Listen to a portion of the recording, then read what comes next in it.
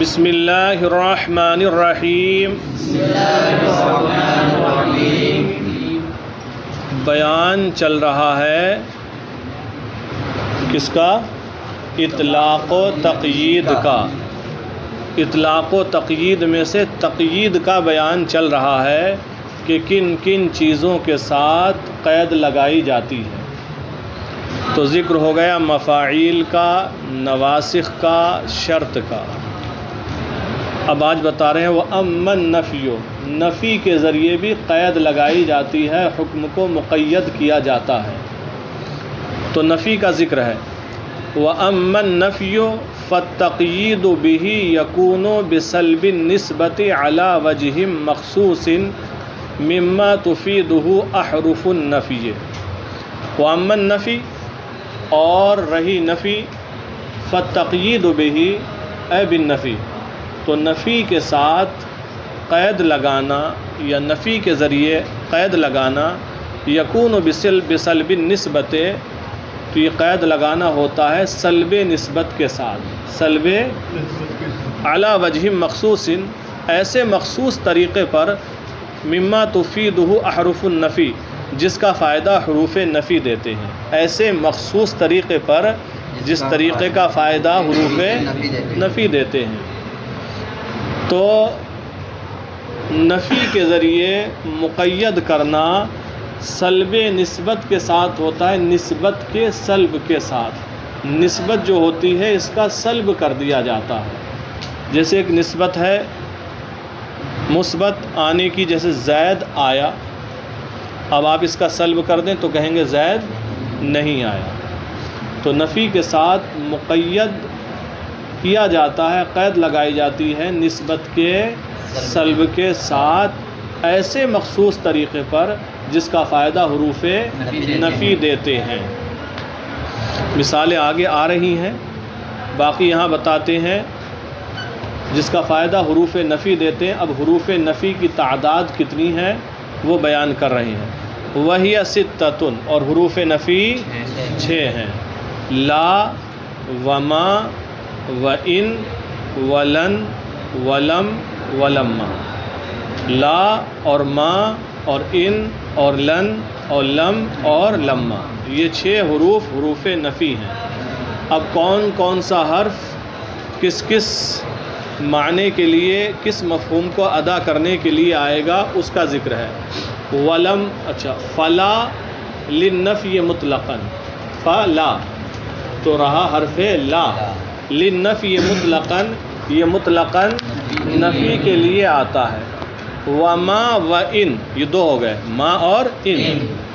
وما وَإِن لنفی الحال، اور ما اور ان حال کی نفی کے لیے آتے ہیں، ان دخلا علی المضارع، اگر فعل مضارع پر داخل ہو۔ اور ما اور ان حال کی نفی کے لیے، یعنی موجودہ وقت کی حال کی نفی کے لیے آتے ہیں اگر یہ فعل مضارع پر داخل ہوں۔ ولن لنفی الاستقبال، اور حرف لن استقبال کی نفی کے لیے آتا ہے۔ آپ نے پڑھا ہے کہ لن فعل مضارع کو مستقبل منفی کے معنی میں کر دیتا ہے، اور لن استقبال کی نفی کے لیے آتا ہے۔ ولم ولما لنفی المضی، اور لم اور لما ماضی کی نفی کے لیے آتے ہیں، ماضی کی 6 کے 6 حروف کا بیان ہو گیا۔ 2 جگہ آ گئے اور 2 جگہ سنگل سنگل۔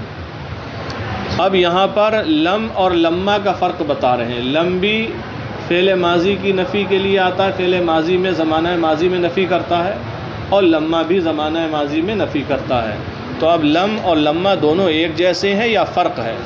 تو فرق ہے دونوں میں۔ کیا ہے؟ دونوں میں فرق ہے، کیونکہ لما کے ذریعے جو نفی ہوتی ہے وہ نفی دراز ہو کر آتی ہے موجودہ وقت تک، حال تک۔ کہاں تک؟ حال تک، موجودہ وقت تک آ جاتی ہے۔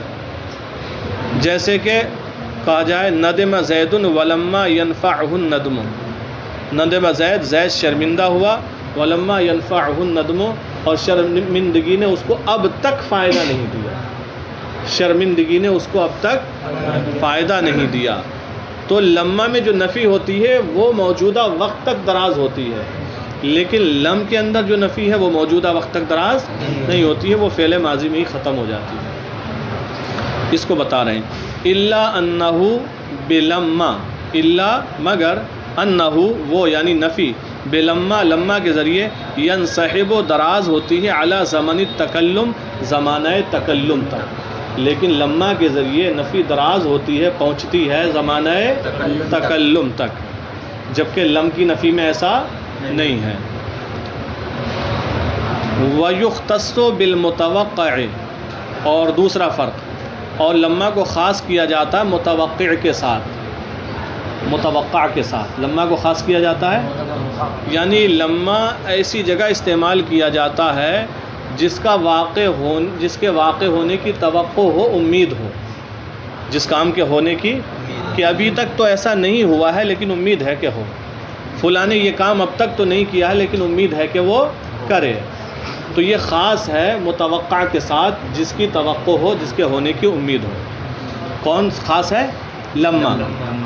وعلی ھذا، اور اسی وجہ سے فلا یقال، تو نہیں کہا جائے گا لما یقم زید ثم قام، لما یقم زید ثم قام، یہ عربی ٹو عربی مثال یاد کرنا ہے۔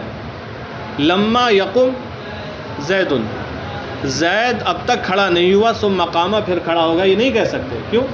لما میں جو نفی ہوتی ہے تکلم تک آتی ہے، تو اس کا مطلب ہی ہوا لما یقم زید، زید اب تک کھڑا نہیں ہوا، پھر اوپر سے کہنا ثم قام پھر کھڑا ہو، کہاں سے کھڑا ہو گیا؟ اب تک کھڑا ہی نہیں ہوا ہے۔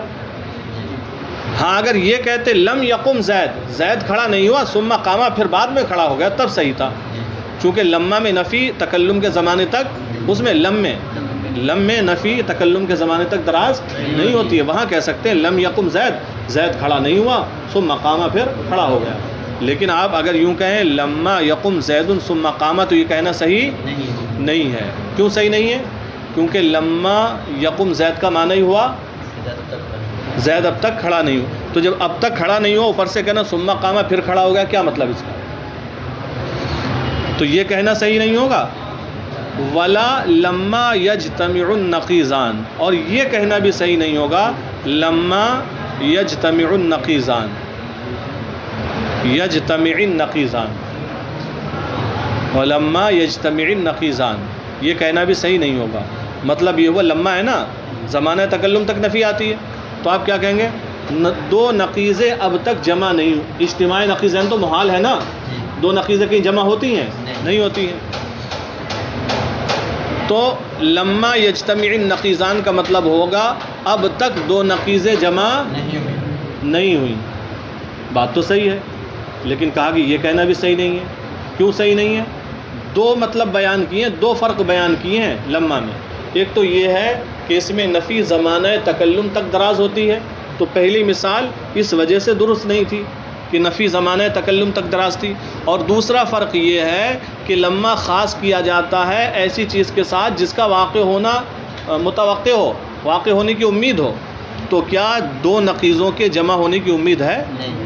اس وجہ سے نہیں کہا جائے گا یہ کہ اب تک جمع بھی نہیں ہوئی ہے اور جمع ہونے کی امید بھی نہیں ہے۔ ولا لما یجتمع النقیضان، اور لما یجتمع النقیضان کہنا بھی صحیح نہیں ہے۔ ہاں اگر اس لما کی جگہ لم لگا دیں گے تو آپ کہہ سکتے ہیں کما یقال، جس طرح کہا جاتا ہے لم یقم ثم قام، کھڑا نہیں ہوا زید پھر کھڑا ہو گیا، یہ کہنا صحیح لم کے ساتھ۔ ولما یجتمع، اور دونوں نقیضیں جمع نہیں ہوئیں، یہ کہنا صحیح ہے چونکہ اس میں توقع نہیں ہوتی ہے لم میں۔ اچھا دیکھیں پھر ایک چیز اور بتائی اسی سے متعلق، یہ بھی فلما فی النفی تقابل قد فی الاثبات، فلما فی النفی، تو لما نفی میں، چونکہ لما نفی کا فائدہ دیتا ہے نا، تو لما نفی میں تقابل، مقابل ہوتا ہے قد کا، فی الاثبات، اس بات میں، یعنی اس بات میں جو کام قد کرتا ہے نفی میں وہ کام لما کرتا ہے۔ کیسے یہ مقابل ہوا؟ کیا کام کرتا ہے؟ تو دیکھو ایک ہے فعل ماضی، فعل ماضی پر ہی ماضی مطلق پر جب قد لگاتے ہیں تو ماضی قریب بن جاتا ہے، ٹھیک ہے؟ جیسے کہ فعل، ماضی مطلق ہے، اس نے کیا، اس پر قد داخل کر دیں کیا ہو جائے گا؟ قد فعل، ترجمہ ہوگا اس نے کیا ہے۔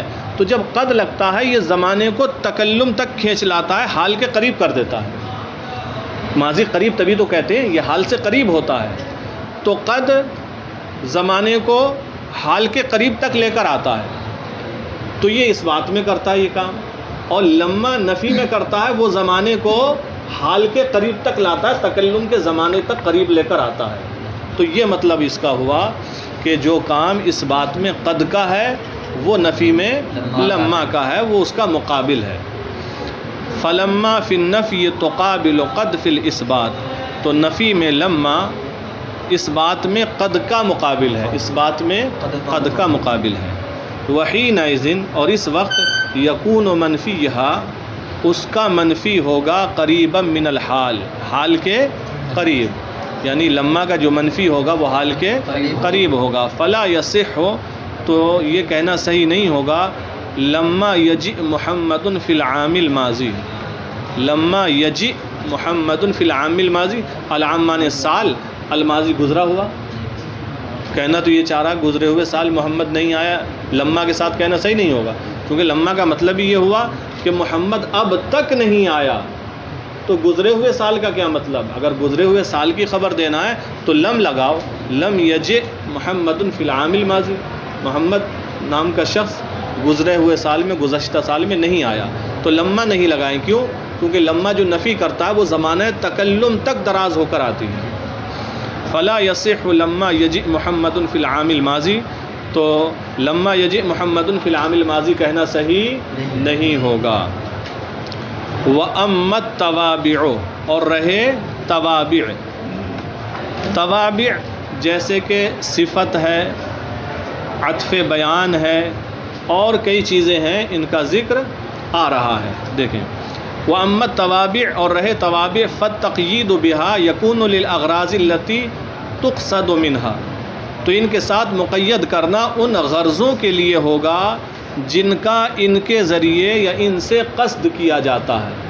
توابع سے جن کا قصد کیا جاتا ہے، ارادہ کیا جاتا ہے. اب توابع کا ذکر اور کون سا تابع کس معنی کے لیے آئے گا اس کا ذکر ہے. فالنعت، تو نعت یعنی صفت، یکون للتمیز، تو یہ تمیز کے لیے ہوتی ہے، ممتاز کرنے کے لیے. اگر کہیں ایک طرح کے کئی شخص ہیں تو اب صفت لائی جاتی ہے ممتاز کرنے کے لیے کہ کون سا مراد ہے. فالنعت یکون للتمیز، تو صفت تمیز کے لیے ہوتی ہے. نحو حضر علی الکاتب، جیسے کہ علی نام کے مان لیجیے 3 شخص ہیں، اب ایک علی کے حاضر ہونے کی، آنے کی خبر دینا ہے. تو اب اگر ڈائریکٹ صرف علی کہیں گے تو ممتاز نہیں ہو پائے گا وہ کہ کون سا علی آیا. تو ان میں سے ایک کاتب ہے، ایک عالم ہے، ایک قاری ہے. ٹھیک ہے، تو اب جو صفت ہے وہ لائی جائے گی اور کہا جائے گا حضر علی الکاتب، کاتب علی حاضر ہوا، وہ علی حاضر ہوا جو کاتب ہے. تو اب ہم صفت لے کر آئے، اس نے تمیز کر دی، ممتاز کر دیا. تو صفت ہوتی ہے تمیز کے لیے، ایک کام اس کا ہوا. اور دوسرا کام کیا ہے، کس مقصد کے لیے صفت آتی ہے؟ والکشف، اور صفت آتی ہے کشف کے لیے، واضح کرنے کے لیے، کھولنے کے لیے. نحو جیسے الجسم الطویل العریض العمیق یشغل حیزا من الفراغ. الجسم الطویل، جسم موصوف ہے، طویل صفت ہے، لمبا. العریض چوڑا، العمیق گہرا. تو کہہ رہے ہیں لمبا چوڑا گہرا جسم، یشغل حیزا من الفراغ، فراغ خالی جگہ کے ایک حیز کو بھر دیتا ہے. ایک جسم لاؤ گے، خالی جگہ جہاں رکھو گے تو اتنی جگہ تو پر ہو گئی. تو لمبا چوڑا گہرا جسم خلا کی ایک جگہ کو، ایک مقام کو مشغول کر دیتا ہے، بھر دیتا ہے. تو یہاں پر دیکھو مین مقصد ہے آپ کا، محل استشہاد ہے الطویل، العریض، العمیق، یہ تینوں صفتیں ہیں. تو یہ کشف کے لیے لائی گئیں کہ کون سا جسم جو لمبا ہو، جو چوڑا ہو، جو گہرا ہو. اور فن منطق میں یہ چیزیں زیادہ آتی ہیں کہ جسم ہو قابل ابعاد ثلاثہ جسے کہا جاتا ہے، تینوں بعد ہو، لمبائی ہو، چوڑائی ہو، گہرائی ہو. والتاکید، اور صفت آتی ہے تاکید کے لیے بھی، تاکید بھی کرتی ہے. نحو تلک عشرۃ کاملہ، وہ مکمل 10 ہیں. تو عشرہ لائے، اس کے بعد کیا لائے؟ کاملہ، تو یہ تاکید کے لیے ہے۔ والمدح، اور صفت آتی ہے مدح کے لیے، تعریف کے لیے، نحو جیسے حضر خالد الحمام، حضر حاضر ہوا، آیا، خالد الحمام سردار خالد آیا، کون؟ اب جب سردار لگا دیا یا کامیاب لگا دیا تو اب یہ صفت یہاں تعریف کے لیے ہوئی، مدح کے لیے۔ والذم، اور صفت مذمت کے لیے بھی آتی ہے، نحو جیسے کہ وامرأتہ حمالۃ الحطب، یہی ہے نا، اور ایک قرأت وامرأتہ حمالۃ الحطب بھی ہے، چونکہ حمالۃ الحطب ہم پڑھیں گے تو آپ سوچو کہ وامرأتہ یہ تو مرفوع ہے اور حمالۃ الحطب یہ منصوب ہے، اور موصوف صفت کا اعراب ایک ہوتا ہے، تو یہ تو موصوف صفت نہیں بنے، یہ سوال پیدا ہوگا۔ تو ایک قرأت میں وامرأتہ حمالۃ الحطب بھی ہے، ٹھیک ہے، تب موصوف صفت ہو جائے گا۔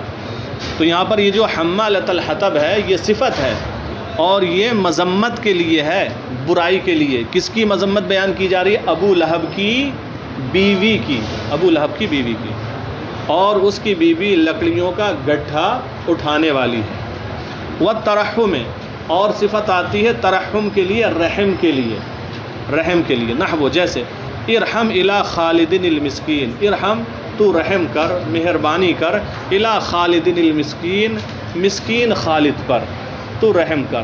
تو جب مسکین کا لفظ لے آئے نا، خالد موصوف ہے اور مسکین اس کی صفت ہے، تو جب مسکین آ گیا رہے بیچارہ مسکین ہے تو پھر انسان کے دل میں رحم پیدا ہو جاتا ہے۔ تو صفت ترحم کے لیے، رحم کے لیے بھی آتی ہے، جیسے کہ کہا جائے ارحم الی خالد المسکین، ٹھیک ہے۔